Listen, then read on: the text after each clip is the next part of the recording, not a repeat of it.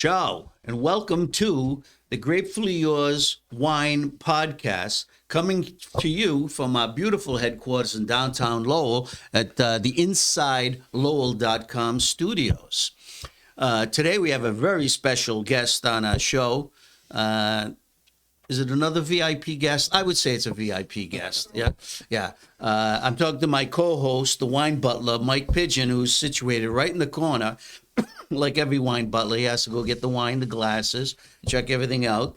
And but our special guest today is Scott Plath, who, with his wonderful wife, Kathy Plath, who serves with me as a trustee at Middlesex Community College, co-own 3 restaurants in the area. They've been great community organizers, do a lot of events, charity, but the great thing is, they're part of the community. They've stuck it out, and they've done some great things. They own Cobblestones in downtown Lowell, Moonstones in Chelmsford, and then their newest venture is Social Stones in Nashua, New Hampshire.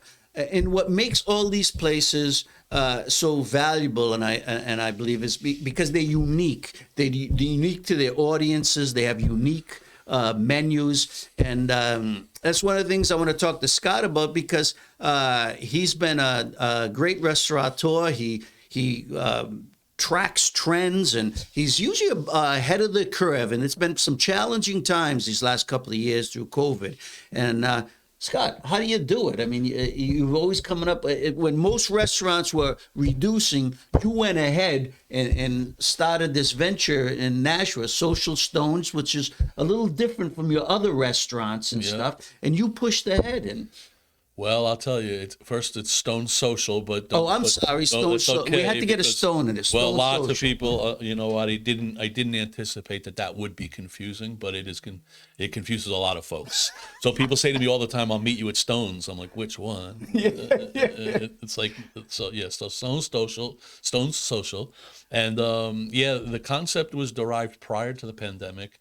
And we created it for the direction that we saw the food service business going, a little quicker, a little more casual, less labor. So we had a lot of great ideas pre-pandemic, and although I appreciate the credit of opening in the middle of the pandemic, that was not the plan. And we actually signed the lease, and we're legally obligated to move forward just within a couple months of the pandemic. So we had already taken out a loan, spent a lot of money, created this concept, and had no real option but to move forward. So we moved forward small. We've spent the last 2.5 years playing small ball, I like to say, and less is more.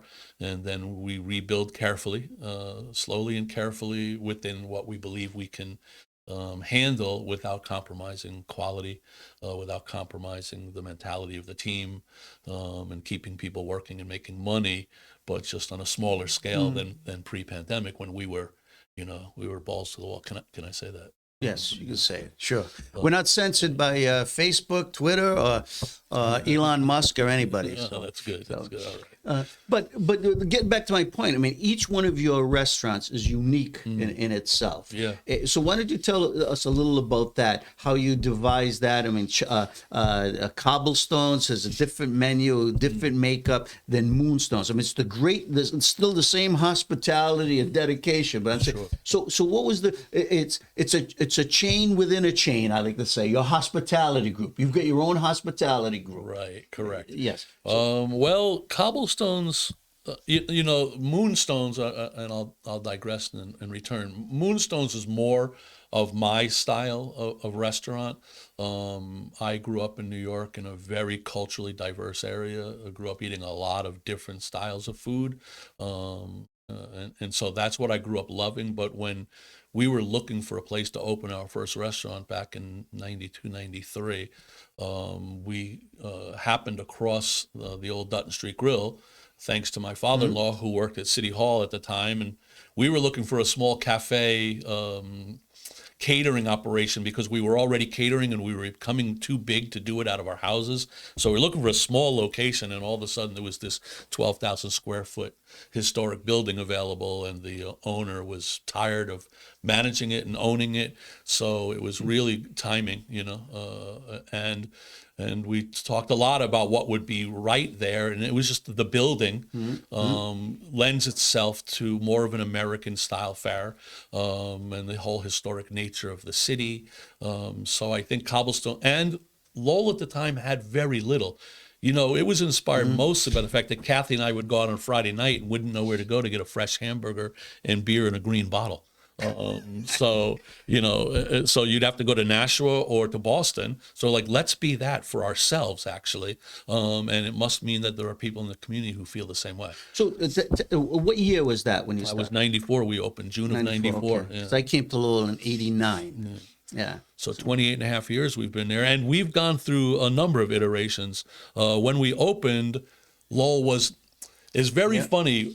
I came from that place in New York, and Lowell was not that, even though it was an immigrant city. So many years ago, the immigrants in the city hadn't ascended to the economic position that continues to improve over time for all people, I suppose. And so we wanted to create some of that cultural opportunity in our restaurant, and other than Greek and Irish, maybe some Portuguese, there was very little diversity in the dining of Lowell. Lowell was diners and taverns mostly. So, but then as the time went on, and all of these beautiful, Vietnamese, Southeast Asian, and Portuguese, and Mexican, and ramen, and as the community grew in that manner, we just circled back to what we were really intended to be, which is that steak and seafood style restaurant with a tavern, and just be proud to be American centric fare, whatever that really means, and a place to celebrate and to do groups and rehearsal dinners and so on and so forth. So then 10 years later I started getting restless, and we were now in our 40s. I opened Cobblestones when I was 30. So now we were in our 40s, and we were looking for something different personally. We were going to Boston and Somerville and Ming Tsai had Blue Ginger, and was showing that you could do more of a metropolitan dining environment in the suburbs. And so we loved that idea. So I circled all the way back to my culinary roots and wanted to, and I don't make anything easy, Jim. My wife says I make things difficult just so I can solve the problem. So we couldn't just be diverse. We had to be tapas, and we had to be global tapas. We couldn't be Spanish or Mediterranean. It had to be global. So we created this menu that was influenced by all different types of cuisines, but with a focus on great cocktails and a cool lounge where 40-somethings for after work would go and meet and greet and sip and be it more dynamic than the steak seafood more conservative environment. Yeah. There's a different feel at Moonstones. The decor is different, and it's got that after work professional feeling almost. Sometimes you can wind down. I mean, and I think the raw bar was a big something different that you had not seen in any close by area restaurants. That's right. And as you said, ahead of the curve. And I think quite often I'm a little too far ahead of the curve. I love telling the story that on our first menu at Cobblestones, we put hummus on there because I found it in a restaurant in New York City where hummus was nowhere to be found. And I took it off the menu because no one bought it. And a couple of years later, I put it back on the menu and I took it off the menu again. And now there's more hummus than there are chips, flavors of hummus. They're stacked in the supermarket, but no one knew what this was in 94. Well, that's an interesting point. I mean, you do try different things, and you're able to decipher from your customers. I think you stay attached to them very well because you don't. A good restaurateur, I think, has to know when to pull something, Right. if it's not working, and then when to go forward with something new. And you've always taken those risks, I think. Well, you love to take the risks, and sometimes they hit, and sometimes they fall flat on their face. We did wild game back in the day, and I love telling this story because someone would say, at work the next day, "Oh my God, they were serving fried alligator at Cobblestones last night," and then the person would say, "Oh my God, how was that?" And they're like, "Oh, I'm not eating fried alligator. I had the steak tips. They were delicious." So it created conversation. It was more of a marketing ploy, I would say, get the people talking about the restaurant, but also do unique things, right? But at the end of the day, you have to give your guests what your guests want, and they tell you. And we reach different demographics for sure. These days, anyone who owns a restaurant, Teddy will tell you, you have to have more vegetarian options, and you have to have, oh my God, everything has to be gluten-free because so many people have an intolerance. And there's nothing wrong with that. It just makes our job a little bit more challenging, and we have to remain flexible. But you'll love this story. I was so offended back in 94, 95, 96 when our top selling wine was White Zinfandel. I was a 30-year-old snob, and I'm like, White Zinfandel, where am I? Why aren't people drinking the Napa Cab? And I read an article written by 3 very successful restaurateurs, all contributed to this article together. And it was an interview. And one of them said, "Get over yourself." Like, you can drink your Napa Cab when you're out to dinner, but give your customers what they want. Like, if they're coming in for White Zinfandel, sell it by the gallon, And I remember that hitting me right across the face. I'm like, oh my God, that's such a no-brainer. Right, get over it. So we sell a lot of hummus now. Yeah. It took 3 tries. But Well, the interesting thing is, you can go online and look at the different menus at Cobblestones, Moonstones, and Stone Social. Stone Social, which, by the way, the 3rd restaurant was created with our children in mind. The first 2 are about us. There's wine on that menu. Not special wine. There's some wine. Okay. Yeah. But my point is, you can see that right off the bat. I can see that the wine list, was done with a lot of thought. It was, it's not just you go to some restaurants and you see the Josh there, the sellers, and some big brand names that are done in volume and stuff. But Scott's got some interesting wines. Some of the winemakers I've met personally, and they're from they're a little bit. There's some boutique wineries, and then there's some family-run wineries. So it shows that there's been some thought, and this is a wine show. And I want to ask, how do you select your wines? You match them up with the foods you have in your list. So it's not a haphazard thing.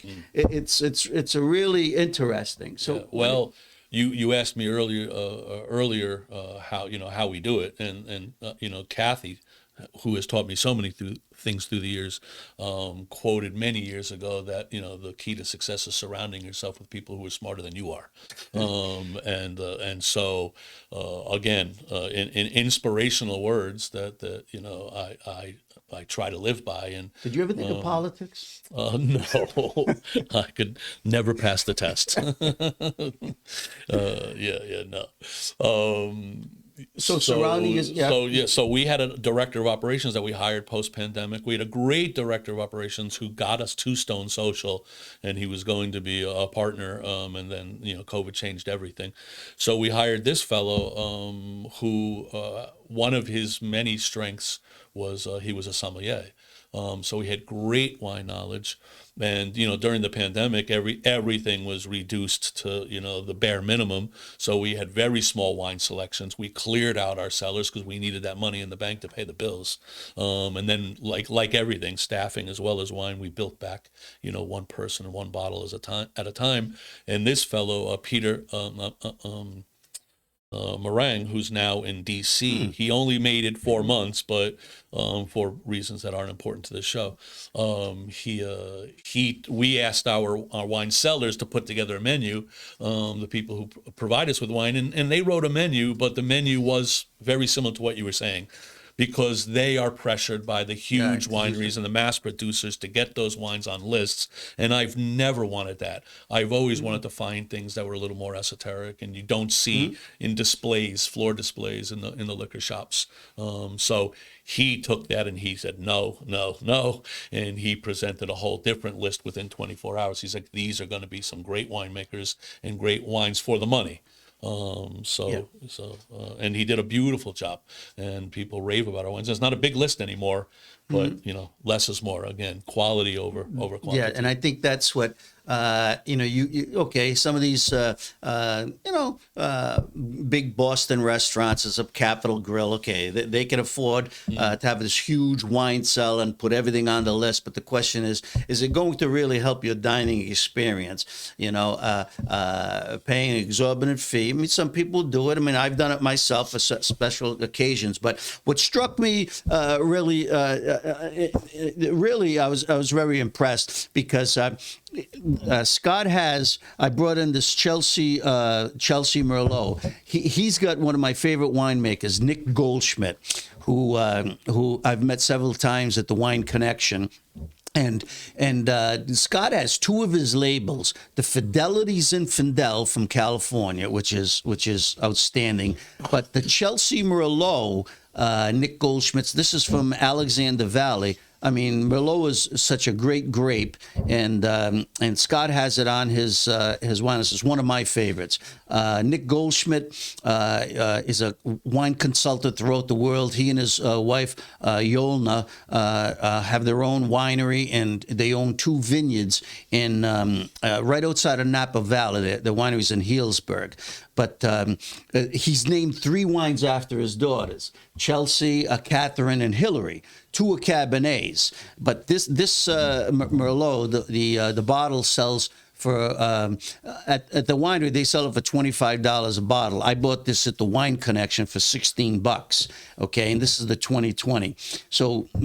It's a fantastic wine, and the blend. I mean, the Fidelity Zinfandel is fantastic too. I love that one. And Zinfandel at one time was California's #1 grape. It's starting to make a little comeback. Naturally, Cabernet is now the key. But if you really want to taste two distinctive wines that are done in a really traditional way, and that's what Nick does. He says that he made this wine with his daughter, who's 29 years old, and he tried to capture the essence of making a Cabernet.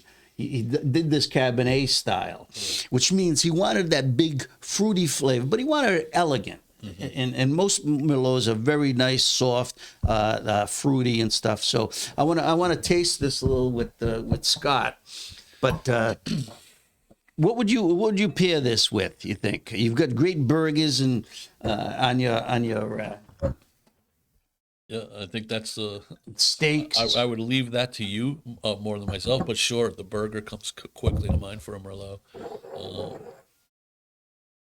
And the fragrance of it. I mean, Merlot is still the most widely planted grape in the world. It goes in all the Bordeaux blends. Okay, and it's making a big comeback throughout the world. Italy now is producing some great Merlots, of course, because Merlot goes into the great Super Tuscan wines. Yeah. So I read just recently that the value of Merlot is so high because the market dropped so hugely a few years back. So that there's great value to be found in Merlot. Yeah, good. And I mean, the wine is not over oaked, but it's got that nice. It does have a creamy texture, a little great fruity cherry, but it's got the little vanilla, like that oak taste. But it's not overpowering. It's just in layers. It just. And how do you think he went about trying to mirror more of a Cabernet complexity? Well, it says in there, in California, the grapes ripen, but this is a cool, the vineyard here, Gold Rise Vineyard, where this comes from, is a guidepost. What is it? It's the Guidestone Rise a vineyard. I was reading about it. It's in a cool climate place. So what happens is they can let those grapes mature steadily on their own. So all the phenols, they don't have to pick them in August because the sun gets too hot, and then the sugar content goes so high, then the alcohol level explodes. Right. So he can mature these grapes, and Nick is great about hand selecting his grapes, even at his entry level bottles. Okay, which this is one of those, entry level 20. He's got high end bottles too, and he's a winemaker who produces only so much, and it's quality,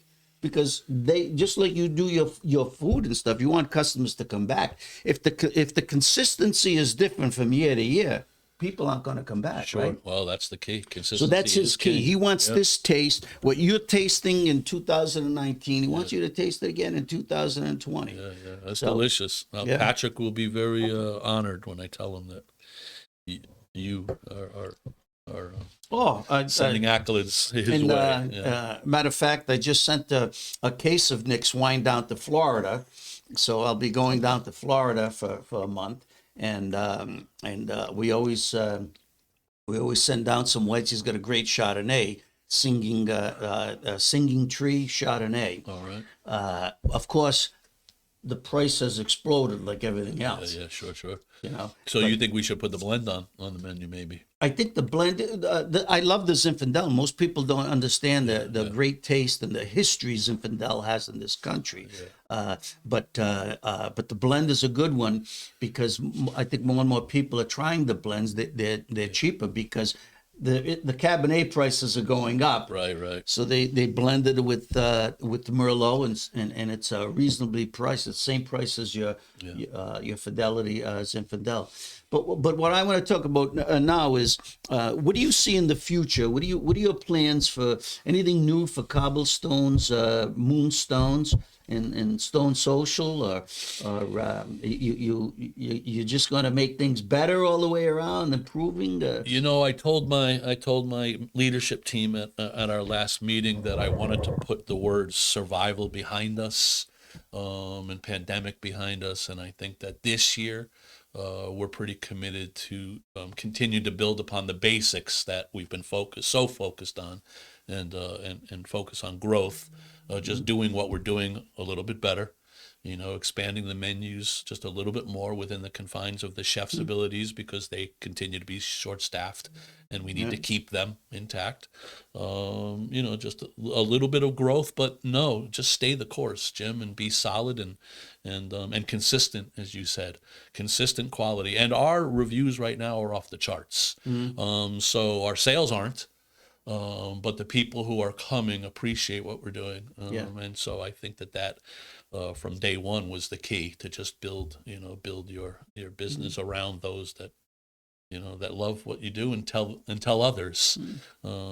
I think the great thing about the experience of going out and dining, if you go to Cobblestone, Moonstones, Scott and his staff always there to listen. Even if you look at their website, he explains things right on the website, what's going on in the industry, and he tells you, hey, if there's a little problem, make sure you bring it up, because he acknowledges your food might come a little, it might be a delay in receiving your food. He says, everybody's going through these challenges and stuff, but he wants the feedback. He says it right on the menu. You don't see that in a whole lot of restaurants. They want feedback, and Scott is he's a talker. He's a great with people as diners, and he's willing to listen. And you take constructive criticism. Well, you know what? You have to listen, and not to everybody, but you can still be polite and respectful. Yeah. We say on our menu, "Help, don't Yelp." And we pretend the Yelp doesn't exist, because the people who go to Yelp are far and wide people who just want to complain rather than be proactive, and we want folks to be proactive and part of the solution, and every day is a struggle. We are training new people every single day, but we stick to our mantra of hiring good people and nice people, and then we teach skills, but we just have less people to teach do the teaching, because we can't afford to have the 11 salaried people that we had pre-pandemic. So now we have 6, and we'll just continue to stay the course and fight every day to be a little bit better. That is our mantra, and you can't be that without the guests and without the feedback. So thank you for recognizing that. No, well, Scott, thank you for being a guest. And one other thing, if you go to the tavern at the Cobblestones, it's a great. It's almost like it is a historic bar, and they do some of the best cocktails in the city. They have a great selection of IPA beers. And but my specialty, look at that wine list and go there. I mean, whether it's a burger or a steak dinner or whatever else they have the menu. I mean, chicken marsala. Chicken this would marsala. go really well with the chicken marsala. You've got some great choices there. Yeah. And if you have any doubts, just ask Scott or his staff. They're knowledgeable about it, and they'll help you. So, Scott, thank you very much for being on the show. Thanks for having me, Jim. It was a pleasure. And, good 2023. Here's to drinking wine in the morning. Yeah, I love it. Cheers. Thank you very much. May the wine be with you.